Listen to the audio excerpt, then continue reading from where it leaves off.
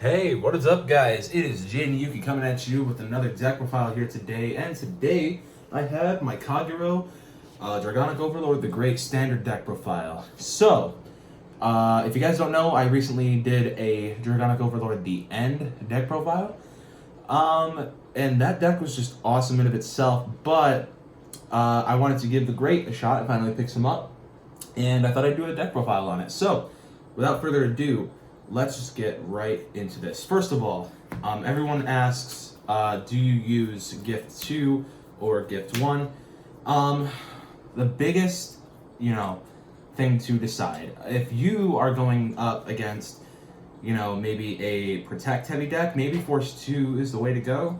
If you are going against maybe an Excel deck or another Force deck, maybe Excel 1 is the way to go, or Excel 1, maybe Force 1 is the way to go. It's honestly up to you. It just really depends on the matchup. So, but moving on to the deck itself, the starter, Lizard Runner Undu. You ride him, you draw. I mean, it's pretty cool. Please make Conroe standard starter. Moving on to the grade 3s, I run 4 copies of Dragonic Overlord the Great. The Great has a skill that on Vanguard Circle, when he's placed, you get to call Dragonic Neoflame from your drop zone to the rear guard, which is awesome. Because Dragonic Neoflame, if you don't know, works in tandem with the next effect. On Vanguard Circle, at the end of the battle that he attacked a Vanguard, or I think it's just actually that it attacked. Yeah, that it attacked. So you can attack a rear guard if you really want to, get rid of an annoying rear guard. You can counterblast 1 if you have a grade 3 in your soul and discard 2. Stand not only the Great, you also stand Neoflame on your rear guard. And Overlord gets -1 drive, which is not bad. 3 drive checks, really cool, and you get to stand 2 of your units for the cost of a counterblast and 2 discards. That's not bad. Honestly, it just really, I personally have used Force 1 with this just because I like to hit for the high numbers, and I run, a significant amount of crits, so I feel like crits are not a problem.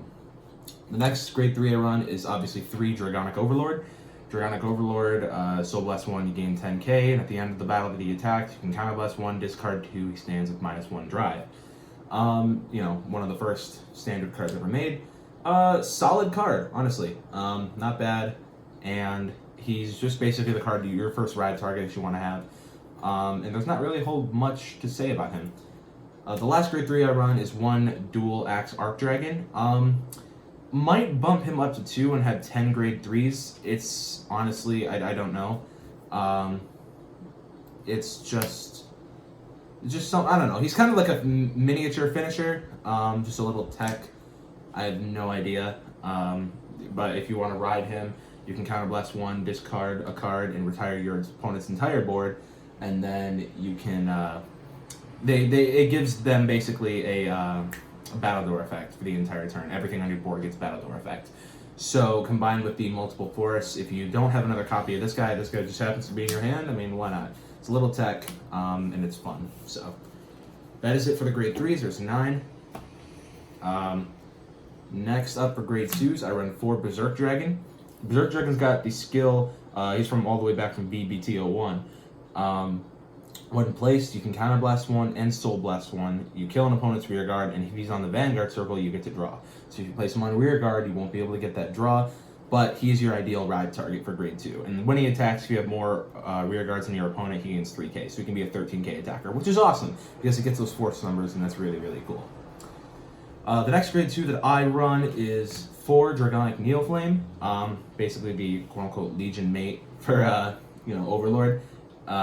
Basically, he's got the skill that on rear guard, when the Great attacks, it gains 5k, and you can counterblast 2, and the Great will gain a crit. So that is actually really, really cool, because it'll give it the crit, so when it restands, it'll have more pressure, and it gives us just that, that crit pressure that everybody's been looking for, so if you don't think you'll get into any crits, this guy's there. Surprisingly, this deck doesn't use a whole ton of counterblasts. I mean, Berserk Dragon, you use them, but sometimes you actually might have some open counterblasts that you might want to, burn through with this guy. So I mean, honestly, it's actually really cool. The next grade 2 and the last grade 2 that I run is 3 Dragonic Burnout. Burnout's got the skill that is an act. You can counterblast 1 and you put a grade 2 from your drop zone on the bottom of your deck, so you can replenish your deck. And you kill an opponent's rear guard, and that's just basically it. So the reason I like using this guy over something like Full Armored Buster is that Full Armored Buster uses a lot of soul. Not saying that this deck is soul heavy, but you do have cards that use soul.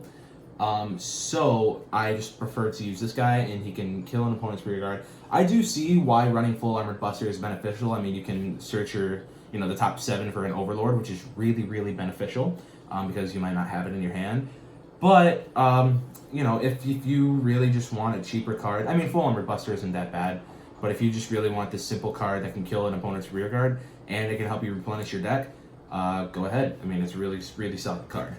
That is it for grade 2s. There's 11 of them. Moving on to the grade 1s. Probably the most essential grade 1 you will ever need in a Kagero deck, Flame of Hope Ermo. She's got the skill that when she boosts, the boosted unit gains 3k, which is nice. But you really won't use her for that. You'll usually use her in the main phase. When your opponent's rear guard is retired, is it from your card effect? No, so it's just retired during your turn at all. So if you attack into it, maybe, or if you use a skill from one of your cards to retire it. She can retire herself, and you countercharge 1 and draw. And that is amazing. It's your main countercharge engine because you don't have any other countercharging in this deck. And it's just one of the most essential cards. Next up, I run 3 Sable Dragonute. If you want to run 4, go ahead. I bumped it down to 3 because of the fact that I had different grade 1 slots in here. If you want to take one of them out that I have for another Dragonute, go ahead. But he's got the skill on Vanguard Circle that when his attack hits, you draw. So he's basically your ideal grade 1 ride. And then he's got the skill on Rearguard that's essentially the same as Ermo's. When an opponent's rearguard is retired, he can kill himself and you get to draw. You just don't get the counter charge. So this Ermo's better, but this guy's got the Vanguard effect that makes him your ideal ride target. The next grade 1 that I run is 2 Red Dive Griffin.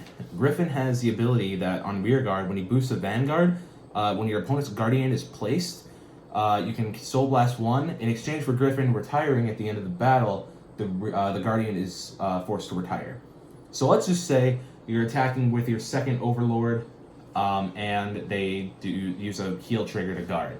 You can get rid of that heal trigger, and that's minus 20k shield for them, and they have to use another card from their hand, which is awesome. Quick thing though for you guys, Perfect Guards are unaffected by this because Perfect Guards gives the Vanguard an effect that it cannot be hit by battle until the end of that battle, and so Griffin does not get around that, but he does get around some big some big heal triggers, or if they guard with a 15k or 20k, you can just get around that, and that's awesome. So next up is 2 Lizard Soldier Raupia. He's just kind of fun to put behind Neo Flame or your Vanguard. For every rearguard that you retire, whether it is from attacking, whether it is by attacking it or using an effect to retire it, he gains 5k. So if you retire 2 rearguards, he gains 10k. 3 is 15, and so on and so forth. It's stackable. So that is why I like to run him. It's just a really fun effect. And then the last grade 2s I run are 2 Calamity Tower Wyvern. He's got this skill that on rearguard, you can Soul Blast 1 and he retires himself. Your Vanguard gets an automatic 15k, which is amazing. Not only do you stack up your Vanguard, but you're just making it really hard for your opponent to guard it. Like I said, this combines really well with Griffin because it'll raise your opponent's or your attack power, which will make your opponent want to guard more. So if they don't have a ton of perfect guards in your hand, this is a deadly combo because you can power up your Vanguard, and let's say they guard with a bunch of heal triggers or whatever, this guy can help retire those triggers so that it's harder for them to guard. So that is awesome. If you want to run other grade 1s like Bar, I've seen people run Bar, or I've seen people run the 2 Blade Master, the grade 2 and 1, and that is totally justifiable. I've seen people do a half Blade Master, half Great combo deck. I just kind of wanted to keep this one Overlord centric. I just like Overlord, not that I don't like Blade Master, but yeah, I mean, it's really cool. But that is it for the grade 1 lineup. And moving on to the triggers. Triggers, I run 8 critical triggers.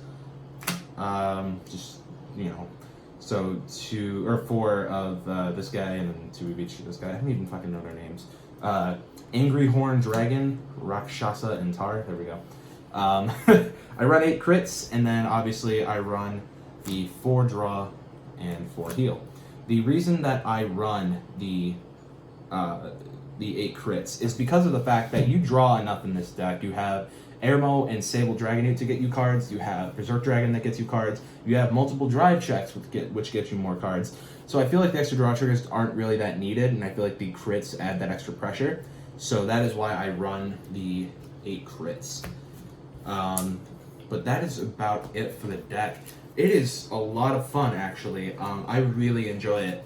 It's fun to finally see, you know, some of the other Dragonic Overlords in action. I know they've both been out for a little bit, but it's actually really cool. I love Kagero, one of the first clans I ever started with, and I'm very happy about it.